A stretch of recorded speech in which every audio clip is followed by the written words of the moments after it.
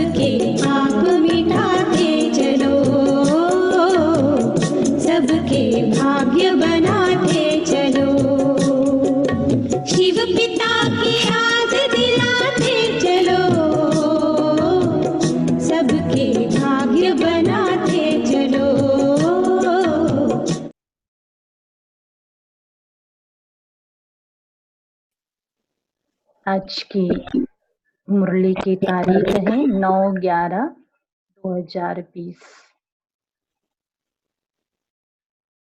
आज की मुरली का सार शिव बाबा कह रहे हैं, मीठे बच्चे, तुम्हारा यह टाइम बहुत बहुत वैल्यूबल है, इसीलिए इसे व्यर्थ मत गवाओ।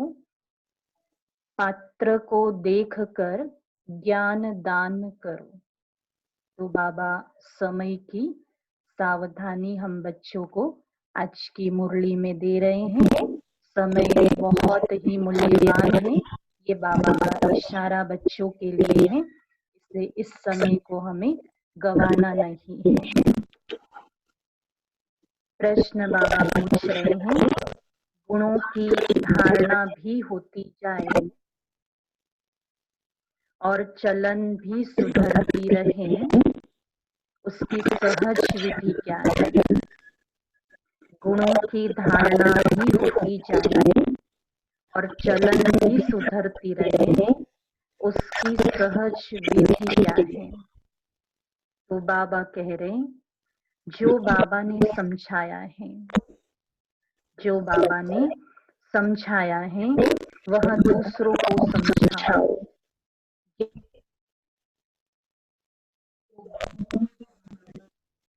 सहज होती जाएगी, चलन भी सुधरती रहेगी। जिनकी बुद्धि में यह नॉलेज नहीं रहती, ज्ञान धन का दान नहीं करते हैं, आज बाबा कह रहे वह मनहूस है। बाबा कह रहे जिनकी बुद्धि में यह नॉलेज नहीं रहती है, ज्ञान धन का दान नहीं करते हैं, वह है मनहूस। वह मुफ्त अपने को घाटा डालते हैं। तो उनके जो भी कर्म हो रहे हैं उसमें भी उनका नुकसान हो जाता है। बाबा की पढ़ाई पर अटेंशन नहीं दे पाते हैं, बाबा के ज्ञान को न खुद समझ पा रहे हैं न अन्य आत्मा को समझा पा रहे हैं। तो इसीलिए बाबा को कहना पड़ रहा है कि ऐसे बच्चों के जीवन में घाटा हो जाता है।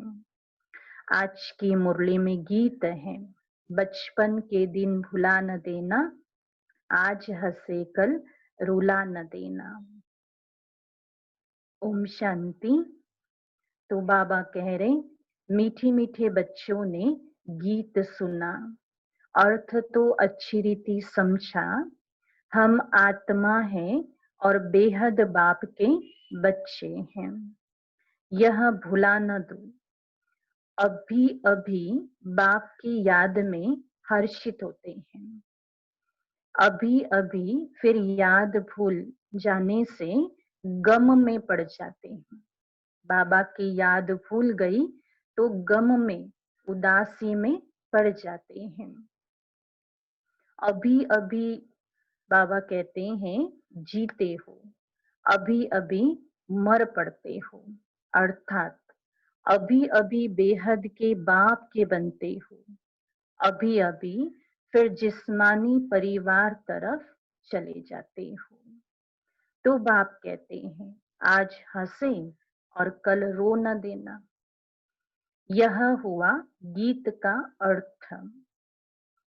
बाबा कहते तुम बच्चे जानते हो, बहुत करके मनुष्य शांति के लिए ही धक्के खाते हैं, तीर्थ यात्राओं पर जाते हैं।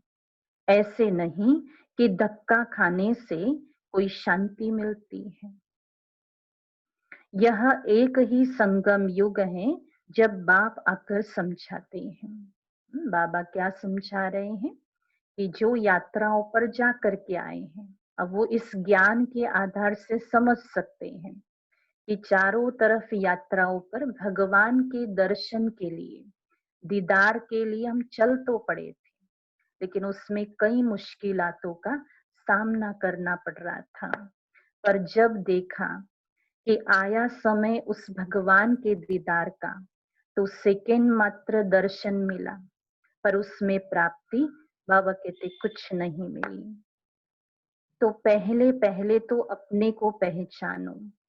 आत्मा है ही शांत स्वरूप, रहने का स्थान भी शांति धाम है। यहाँ आती है तो कर्म जरूर करना पड़ता है। बाबा कहते आत्मा जब शरीर में आती है तो उसे शरीर की इंद्रियों के द्वारा कर्म करना पड़ता है। जब अपनी शांति धाम में है तो शांत है, क्योंकि शांति धाम में सिर्फ आत्माएं हैं, परमात्मा के साथ रहती हैं। तो वहां कर्म नहीं करना है, आवाज में नहीं आना है, तो इसीलिए शांत आत्मा है। सतयुग में भी शांति रहती है, सुख भी है, शांति भी है। शांति धाम को सुख धाम नहीं कहेंगे। जहाँ सुख है उसे सुख धाम कहेंगे, जहाँ दुख है उसे बाबा कहते दुख धाम कहेंगे। तो यह सब बातें तुम समझ रहे हो, यह सब समझाने के लिए कोई को सन्मुख ही समझाया जाता है। बाबा कहते प्रदर्शनी में जब अंदर घुसते हैं तो पहले पहले बाप का ही परिचय देना चाहिए। भीड़ तो बहुत होती है प्रदर्शनियों में, इकट्ठा सब आ जाते हैं, उसमें अलग अलग जो भाषाओं के धर्म के लोग खड़े हो जाते हैं चित्र के सामने। बाबा कहते सबसे पहला चित्र ले लो शिव बाबा का, ताकि उन आत्माओं को उनके असली पिता परमात्मा का परिचय मिल जाए। बाबा कहते समझाया जाता है आत्माओं का बाप एक ही है, वही गीता का भगवान है, बाकी यह सब आत्माएं हैं। आत्मा शरीर छोड़ती है और लेती है, शरीर के नाम बदलते हैं, आत्मा का नाम नहीं बदलता है। तो तुम बच्चे समझा सकते हो, बेहद के बाप से ही सुख का वर्षा मिलता है। बाप सुख की सृष्टि स्थापन करते हैं, बाप दुख की सृष्टि रचे ऐसा तो होता नहीं ना। देखो लौकिक में भी तो देख रहे हैं कि कोई भी लौकिक बाप अपने बच्चों के लिए कोई दुख का रास्ता कभी संकल्पों में भी सोच नहीं सकता है, भले बच्चा कैसा भी है। लेकिन हर एक बाप को मन में तो जरूर बचपन से उस बच्चे को देखते हुए यही ख्यालात चलते हैं कि कैसे मैं इस बच्चे को आगे भी भविष्य में सुखी रख पाऊं। शिव बाबा भी हम बच्चों के लिए ऐसे ही बेहद के सुख की तैयारियां लेकर के आए हैं। बाबा कहते मैं भी आप बच्चों के लिए पूरा विश्व ही नया करके दे रहा हूँ, सुख दे रहा हूँ। तो बाबा वो बातें सुना रहे हैं कि भारत में लक्ष्मी नारायण का राज्य था ना, चित्र भी है, बोलो यह सुख का वर्षा मिलता है। अगर कहे यह तो तुम्हारी कल्पना है तो एकदम छोड़ देना चाहिए। सामने वाले को ये बातें समझ में नहीं आ रही है, अगर वो कह रहा है कि ये सब कल्पना है आप जो बोल रहे हैं, बाबा कहते छोड़ दो, किनारा कर लो। कल्पना समझने वाला कुछ भी समझेगा नहीं। तुम्हारा टाइम तो बहुत वैल्यूबल है ना। बाबा कहते ऐसे आत्माओं के सामने बैठ के और चर्चा करते रहेंगे तो समय खराब हो जाएगा। इसीलिए बाबा कहते समय को समझो। इस सारी दुनिया में तुम्हारे जितना वैल्यूबल टाइम कोई का है नहीं। बाबा कहते बड़े बड़े मनुष्यों का टाइम वैल्यूबल होता है, बाप का टाइम कितना वैल्यूबल है।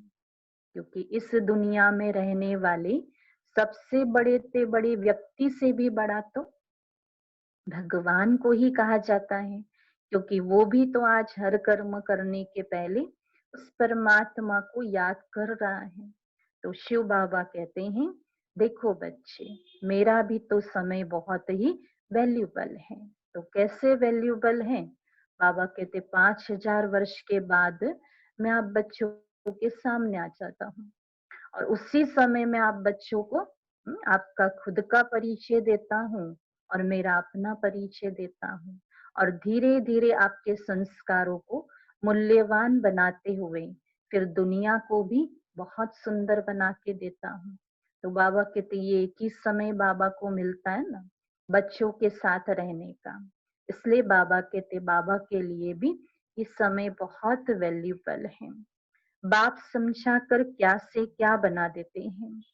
तो बाप तुम बच्चों को ही कहते हैं कि तुम अपना वैल्यूबल टाइम मत गवाओ। नॉलेज पत्र को ही देनी है, पत्र को समझाना चाहिए। सब बच्चे तो समझ नहीं सकते हैं, इतनी बुद्धि नहीं जो समझे। पहले पहले बाप का परिचय देना है। जब तक यह नहीं समझते कि हम आत्माओं का बाप शिव है, तो आगे कुछ भी नहीं समझते। बहुत प्यार नम्रता से समझाकर रवाना कर देना चाहिए, क्योंकि आसुरी संप्रदाय झगड़ा करने में देरी नहीं करते हैं।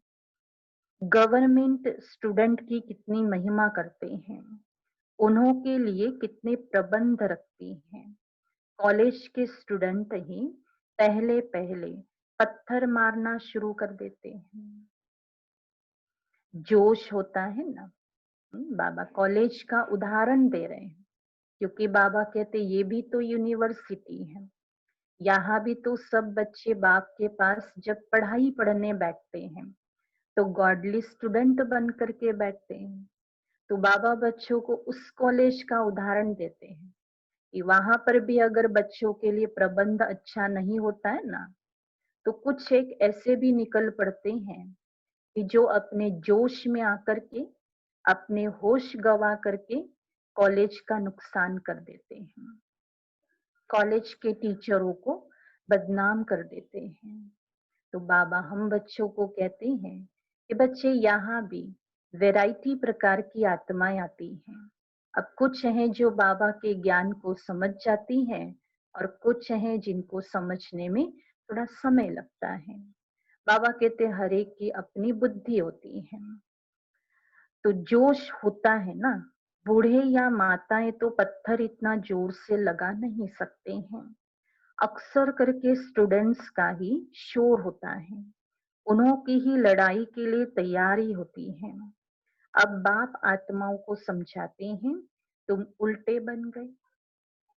बाबा कहते आप बच्चे उल्टे बन गए, उस उल्टा बनाने के लिए बाप को आना पड़ा। अपने को आत्मा के बदले शरीर समझ लेते हो। अब बाप तुमको सीधा कर रहे हैं।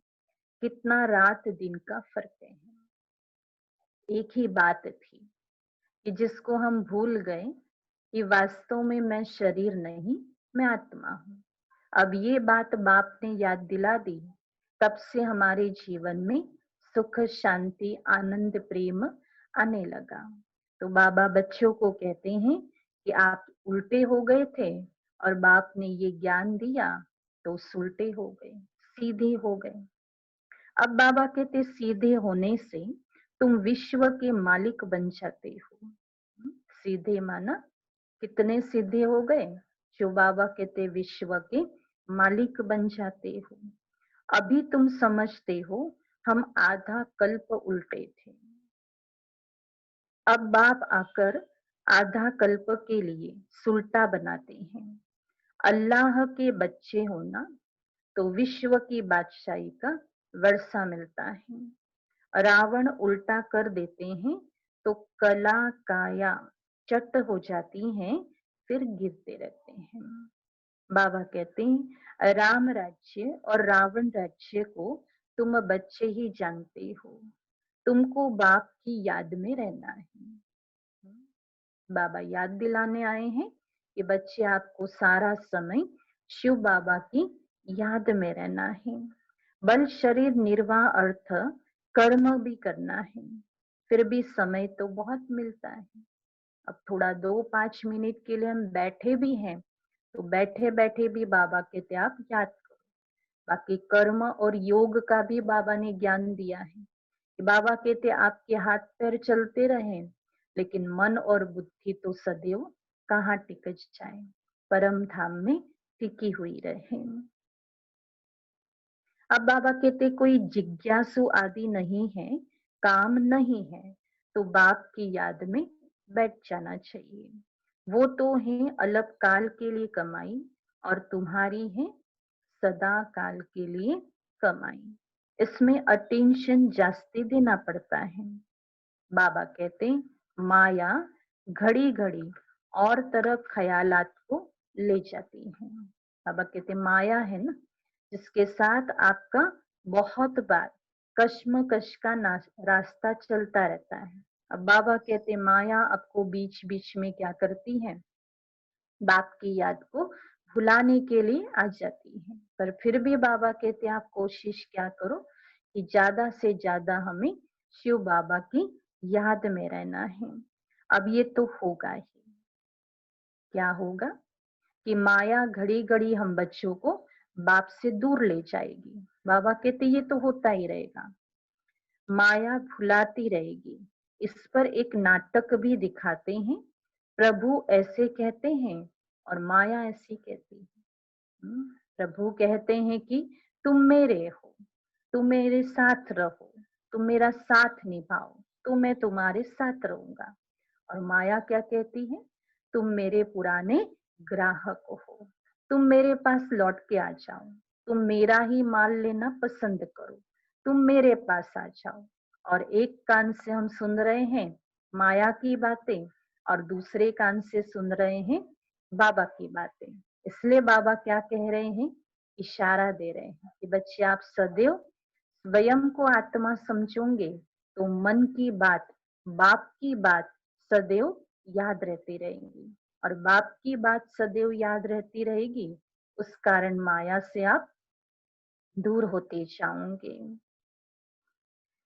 तो बाप बच्चों को समझाते ही माम एकम याद करो, इसमें ही विघ्न पड़ते हैं और कोई बात में इतने विघ्न नहीं पड़ते हैं। बाबा कह रहे हैं पवित्रता पर कितनी मार खाते हैं। भागवत आदि में इस समय का ही गायन है। तो गायन में बाबा बता रहे हैं उतनाई सुपनखाए भी हैं, ये सब इस समय की बातें हैं जबकि बाप आकर पवित्र बनाते हैं। उत्सव आदि भी जो मनाते हैं, जो पास्ट हो गया है, उनका फिर त्योहार मनाते हैं। बाबा कहते पास्ट की महिमा करते रहते हैं, राम राज्य की महिमा गाते हैं, क्योंकि पास्ट हो गया ना। बाबा कहते जब धरती पर राम का राज्य था, उस समय जो हुआ अब वो तो याद किसी को भी नहीं है, लेकिन फिर भी हरेक को इतना तो स्मृति में है कि राम राज्य था, क्योंकि कहीं ना कहीं ये सब बातें पढ़ी और सुनी हुई है।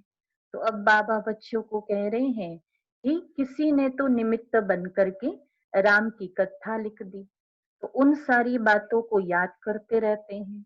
तो सच में बाबा कहते पास्ट हुआ, तभी तो अभी याद आ गया। बाबा कहते जैसे क्राइस्ट आदि आए, धर्म स्थापक आकर के गए, तिथि तारीख भी लिख देते हैं, फिर उनका बर्थडे मनाते रहते हैं। बाबा कहते भक्ति मार्ग में भी यह धंधा आधा कल्प चलता है। सतयुग में यह सब बाबा कहते होता नहीं है, यह दुनिया ही खत्म हो जानी है। ये बातें तुम्हारे में भी बहुत थोड़े हैं जो समझते हैं। बाप ने समझाया है सब आत्माओं को अंत में वापस जाना है। कहाँ जाएंगे, अपने घर जहां से हम आए हैं। बाबा उसे स्वीट होम भी कहते हैं, परम धाम कहते हैं, शांति धाम कहते हैं, निर्वाण धाम, मोक्ष धाम, मुक्ति धाम भी कहते हैं। अब बस बाबा कहते हैं उस घर की ओर हम सबको चलना है। सब आत्माएं शरीर छोड़ चली जाएंगी। तो बाबा कहते तुम बच्चों की बुद्धि में है, बाकी थोड़े दिन हैं। आज के समय को देखते हुए तो अब हर एक के मन में यही ख्याल आ रहा है, अब थोड़े दिन हैं, अब हमें घर चलना है, अब फिर से यह सब विनाश हो जाना है। सतयुग में सिर्फ हम ही आएंगे, सभी आत्माएं तो नहीं आएंगी। जो कलप पहले आए थे वही नंबरवार आएंगे, वही अच्छी रीति पढ़कर और पढ़ा भी रहे हैं।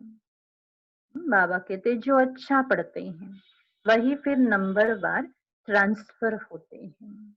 जो अच्छा पढ़ते हैं वही फिर बाबा क्या कह रहे, नंबरवार ट्रांसफर होते हैं। तो तुम भी ट्रांसफर होते हो। अटेंशन कहाँ बाबा ने खिंचवाया, पढ़ाई पर खिंचवाया। बाबा कहते पढ़ेंगे ना तो जरूर उस नई दुनिया सतयुग में ट्रांसफर हो जाएंगे। अब जो जितना पढ़ेगा, जो जिस प्रकार से बुद्धि से बाबा के ज्ञान को धारण कर पाएगा, अब उस अनुसार बाबा कहते वो सतयुग की ओर ट्रांसफर होगा। बाबा कहते तुम भी ट्रांसफर होते हो। तुम्हारी बुद्धि जानती है जो आत्माएं हैं सब नंबरवार वहां शांति धाम में जाकर बैठेगी, फिर नंबरवार आती रहेगी। बाप फिर भी कहते हैं, बाबा फिर भी कहते हैं मूल बात है बाप का परिचय देना। बाप का नाम सदैव मुख में हो। आत्मा क्या है, परमात्मा क्या है, ये क्वेश्चन बाबा ने रखा है आज की मुरली में कि सदैव सभी को यह दो बातों का परिचय जरूर दो। दुनिया में कोई भी नहीं जानते हैं। भल गाते हैं भ्रुकुटी के बीच में चमकता है अजब सितारा, बस जास्ती कुछ नहीं समझते। तो भी यह ज्ञान बहुत थोड़ों की बुद्धि में है, घड़ी घड़ी भूल जाते हैं। पहले पहले समझाना है बाप ही पतित पावन है, वर्षा भी देते हैं, शाहनशाह बनाते हैं। आज बाबा मुरली में कह रहे कि मैं बच्चों को शाहनशाह बना देता हूँ। तुम्हारे पास गीत भी है ना, आखिर वह दिन आया आज।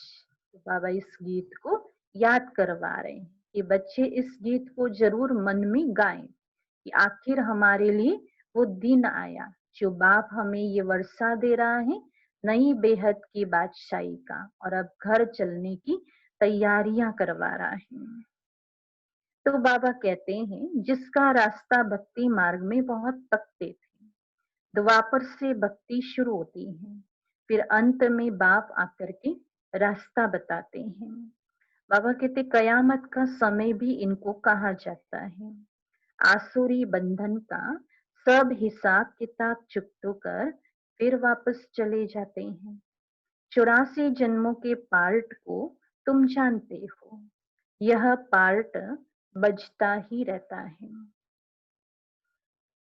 बाबा कह रहे शिव जयंती मनाते हैं तो जरूर शिव आया होगा, जरूर कुछ किया होगा, वही नई दुनिया बनाते हैं। यह लक्ष्मी नारायण मालिक थे, अभी नहीं है। फिर बाप राजयोग सिखलाते हैं। यह राजयोग सिखाया था, तुम्हारे सिवाय और कोई के मुख में आ नहीं सकेगा, तुम ही समझा सकते हो। शिव बाबा हमको राजयोग सिखला रहे हैं। शिवो हम का जो उच्चारण करते हैं वो भी रॉन्ग है। बाबा कहते हैं भक्ति में यह बात बहुत प्रसिद्ध है कि जो शिव के भगत होते हैं वो शिवो हम का उच्चारण करते रहते हैं, परंतु बाबा क्या कह रहे कि यह बात रॉन्ग हो जाती है। तुमको अब बाप ने समझाया है, तुम ही चक्र लगाए ब्राह्मण कुल से देवता कुल में आते हो। सो हम सो का अर्थ भी तुम समझा सकते हो। अभी हम ब्राह्मण हैं, यह 84 का चक्र है। तो यह कोई मंत्र जपने का नहीं है, बुद्धि में अर्थ रहना है। कौन है शिव, क्या है शिव, शिव क्या है, और शिव किस लिए हमारे पास आया है, हम क्यों शिव को बुला रहे हैं। शिव का अर्थ जब तक हम न समझे तब तक बाबा कहते इस उच्चारण का भी कोई मतलब नहीं रहता है। तो केवल उच्चारण करने से बाबा कहते कोई परिचय की प्राप्ति नहीं होती है, पर शिव का पूरा परिचय जरूर चाहिए। अभी हम ब्राह्मण हैं, यह 84 का चक्र है। यह कोई मंत्र जपने का नहीं है। बुद्धि में अर्थ रहना चाहिए। वो भी सेकंड की बात है।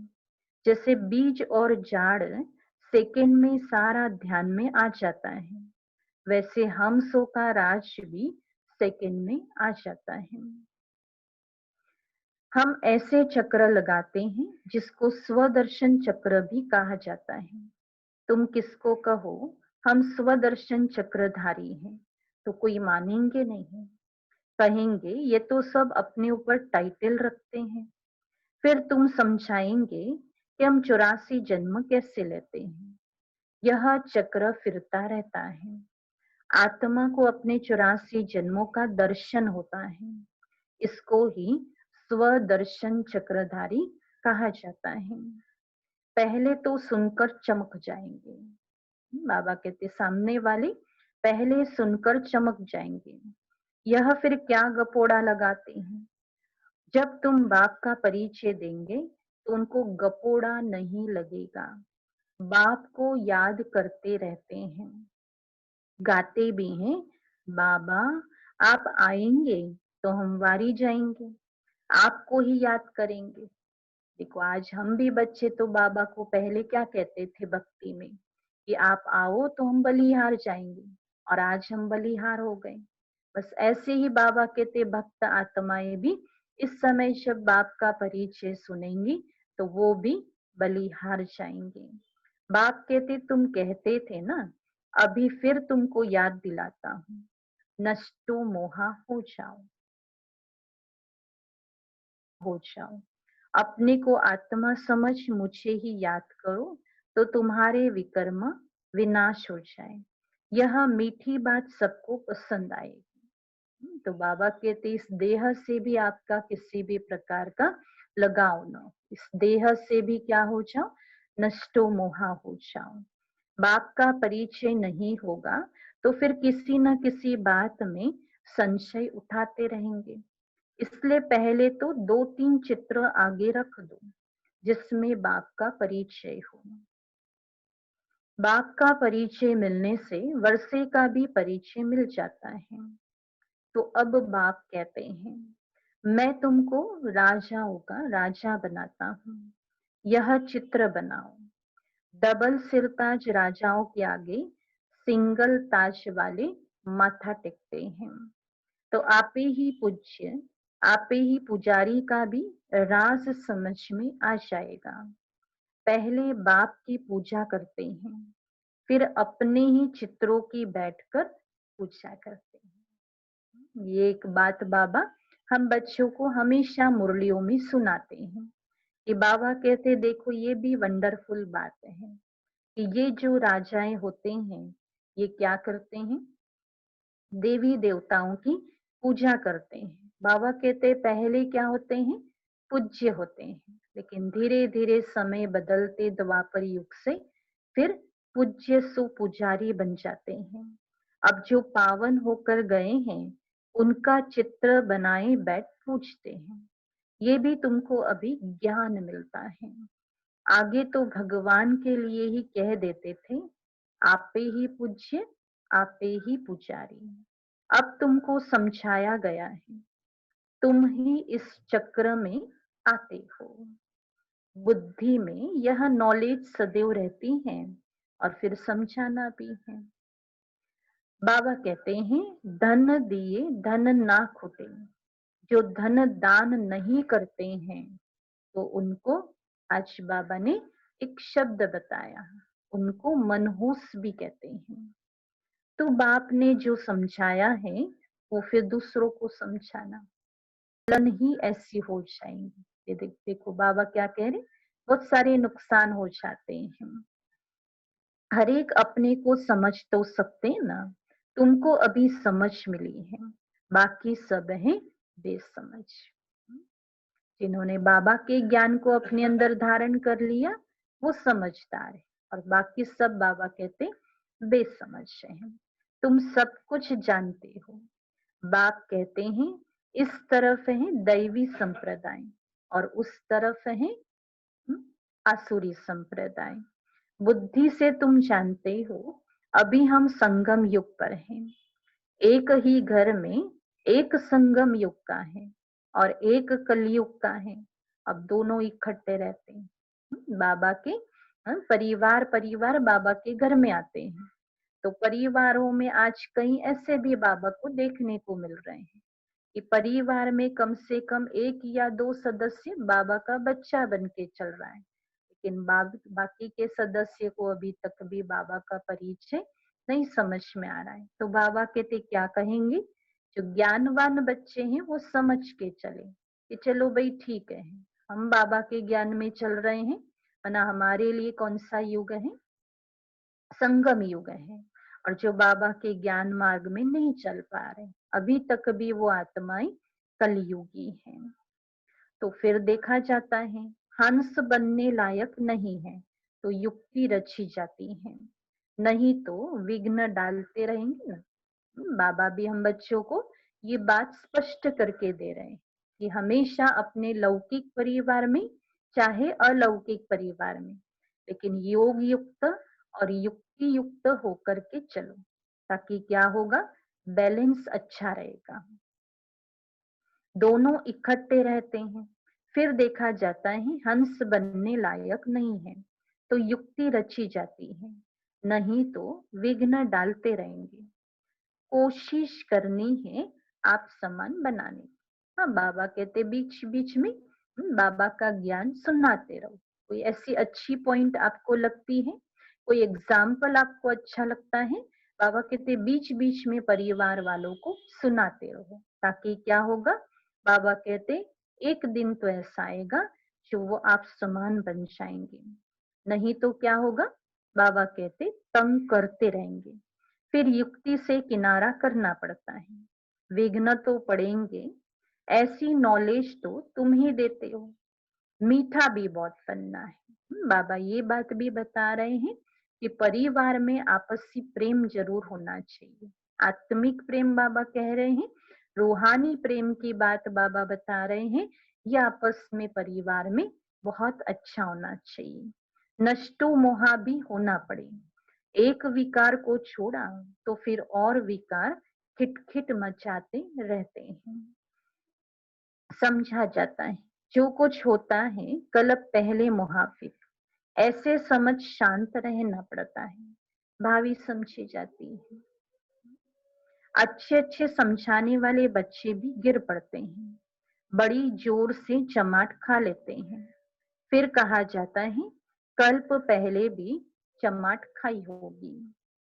हर एक अपने अंदर में समझ सकते हैं, लिखते भी हैं, बाबा हम क्रोध में आ गए, फलाने को मारा, यह भूल हो गई। कई बच्चे बाबा को सच्चाई से पत्र लिखते हैं, पत्र में ये स्पष्ट बात लिखते हैं कि बाबा आज सारे दिन में हमने फलाने पर क्रोध कर लिया, बाबा हमसे भूल हो गई, बाबा क्रोध आ गया, बाबा हमें क्षमा कर दीजिए। तो बाप समझाते हैं जितना हो सके कंट्रोल करो। बाबा भी रिटर्न में बच्चों को पत्र का जवाब पहुंचा देते हैं मुरलियों के द्वारा। तो बाबा कहते क्या करो, अपने मन को समझाओ, कंट्रोल करो। कैसे कैसे मनुष्य हैं, अबलाओं पर कितने अत्याचार होते हैं, पुरुष बलवान होते हैं, स्त्री अबला होती है। बाप फिर तुमको यह गुप्त लड़ाई सिखलाते हैं जिससे तुम रावण पर जीत पाते हो। यह लड़ाई कोई की बुद्धि में नहीं है, तुम्हारे भी नंबरवार हैं जो समझ सकते हैं। यह है बिल्कुल नई बातें, अभी तुम पढ़ रहे हो सुखधाम के लिए, यह भी अभी याद है फिर भूल जाएगा। कब भूल जाएगा, जब हम सुखधाम पहुंच जाएंगे, तो वहां जाकर के हमें ये बात याद नहीं आएगी कि देखो बाबा ने मुरलियों में कहा था कि बच्चे तुम सुखधाम जा रहे हो, और हम सुखधाम आ गए, परंतु बाबा कहते वहां जाकर के भूल जाएंगे। तो बाबा कहते हैं मूल बात है याद की यात्रा, याद से हम पावन बन जाएंगे। अच्छा, मीठे मीठे सिखिलद्दे बच्चों प्रति माता पिता बाप दादा का याद प्यार और गुड मॉर्निंग। रूहानी बाप की रूहानी बच्चों को नमस्ते। हम रूहानी बच्चों की रूहानी बाप दादा को याद प्यार, गुड मॉर्निंग, नमस्ते। शुक्रिया बाबा, शुक्रिया। तो आज की मुरली में बाबा ने धारणा के लिए मुख्य बात बताई है। तो बाबा पहली बात बता रहे हैं, कुछ भी होता है, बाबा ने इशारा दिया मुरली में, कुछ भी होता है तो भावी समझकर शांत रहना। क्योंकि देख रहे हैं कि लौकिक घरों में, समाज में, आपसी संबंधों में कई प्रकार की ऊंच नीच की बातें या कड़वाहट की बातें होती ही रहती हैं, अनबनी होती रहती हैं। भले हमें ज्ञान मिला है, लेकिन बाकी सबको ज्ञान न होने के कारण कहीं ना कहीं कोई बात ऐसी आ जाती है जो हमें भी उस बात में जाना पड़ता है। लेकिन बाबा फिर भी कहते हैं कि चाहे कुछ भी हो जाए, कैसी भी परिस्थिति आ जाए, कैसे भी संबंधों में मनमुटाव की बातें आ जाए, बाबा कहते फिर भी बाबा को याद जरूर करो और हमेशा ये बात भी याद रखो कि ये सब भावी है। कल अब पहले भी ये बातें आई थी, आज भी आई है, और अब कलब के बाद फिर से यही बातें रिपीट होगी। तो बाबा कहते ज्यादा से ज्यादा क्या करो, शांत रहने का अभ्यास करो, क्रोध नहीं करना है। बाबा ने कहा कुछ भी हो जाए, मुख से हमें कोई ऐसे शब्द नहीं आने चाहिए। अव्यक्त वाणियों में बाबा ने इस पर बहुत अच्छी अच्छी बातें बताई है। मनसा पावरफुल कैसे करें, बाबा ने स्पष्ट बताया है कि मन में आपको संकल्पों में किसी आत्मा के प्रति क्रोध तो आएगा, संकल्पों में आएगा, लेकिन बाबा कहते भूल से भी अपने मुख से नहीं निकालना।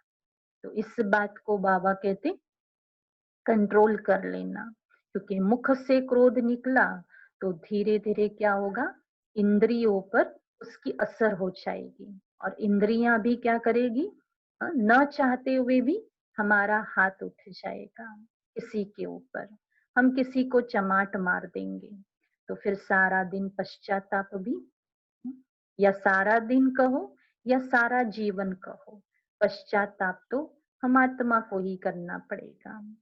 तो जितना हो सके अपने आप को कंट्रोल करना, युक्ति रच आप समान बनाने की कोशिश करना, तो सेवाओं में मन लगता रहेगा। तो बाबा कहते हैं कभी इन बातों की तरफ मन बुद्धि नहीं भटकेगा। दूसरी बात बाबा बता रहे हैं, बहुत प्यार और नम्रता से सबको बाप का परिचय देना, सबको यही मीठी मीठी बात सुनाओ कि बाप कहते हैं अपने को आत्मा समझ मुझे याद करो, इस देह से नष्ट मोहा हो जाओ। हमारा आपस में संबंधों में कहीं ना कहीं मोह रहा हुआ होता है, इसीलिए क्या होता है, अब उनकी तरफ से कोई ऐसी गलत बात हमें मिल जाती है तो क्रोध भी आ जाता है, क्योंकि उनके साथ हमारा मोह जुटा हुआ है। इसलिए बाबा के तब इसको भी क्या करो, तोड़ दो और एक परमात्मा के साथ सर्व संबंध का मोह जरूर रखो। आज की मुरली में बाबा वरदान सुना रहे हैं, नम्रता रूपी कवच द्वारा व्यर्थ के रावण को जलाने वाले सच्चे स्नेही सहयोगी भव। बाबा कवच दे रहे हैं, नम्रता रूपी कवच द्वारा व्यर्थ के रावण को जलाने वाले सच्चे स्नेही सहयोगी भव।